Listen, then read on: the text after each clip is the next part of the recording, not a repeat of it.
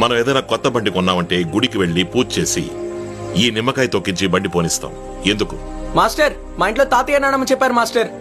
Master, గుళ్ళో పూజ చేసి నిమ్మకాయలు టైర్ కింద పెడితే బండి సూపర్ గా వెళ్తుందంటారు మాస్టర్. ఇది మనం ఎప్పటి నుంచో చేస్తూ ఉన్నదే కదా మాస్టర్, ఇందులో ఏముంది? ఉంది. ఆ కాలంలో బండంటే ఎడ్ల బండి, గుర్రం బండి. ఈ ఎడ్లు గుర్రాలు ఉన్నాయి కదా, రాయి, రప్ప, మట్టి, బురద, గడ్డి వీటి మీద నడుస్తుంది. అది మీకు తెలుసు. అందువల్ల వాటి కాళ్ల మధ్యలో పుళ్ళవుతాయి. ఆ పుళ్ల మీద బురద పడగా పడగా ఇన్ఫెక్షన్ అయ్యి పురుగులు పడతాయి. పురుగులు పడితే బండి నడవదు. సో బండి బాగా నడవడం కోసం ఎడ్ల చేత, గుర్రాల చేత ఈ నిమ్మకాయ పెట్టి తొక్కిస్తారు. ఈ నిమ్మ పండులో ఉన్న సిట్రిక్ యాసిడ్ ఆ పుండులో ఉన్న బ్యాక్టీరియాని అంతం చేస్తుంది. మన పెద్దవాళ్ళు జనరల్ గా బండిని నిమ్మకాయ మీద ఎక్కించండి అని చెప్పి వెళ్ళిపోయారు. మనమేం చేశాం? ఎందుకు, దేనికి ఒక్క ప్రశ్న కూడా అడగకుండా ఈ రోజు వరకు రబ్బర్ టైర్ ని దాని మీద ఎక్కిస్తున్నాం. సి ద ప్రాబ్లమ్ ఇస్, మనం పెద్దవాళ్ళ ఐడియాని సరిగ్గా అర్థం చేసుకోలేదు. అండ్ మనకి క్వశ్చన్ కి ఆన్సర్ రాసే అలవాటు.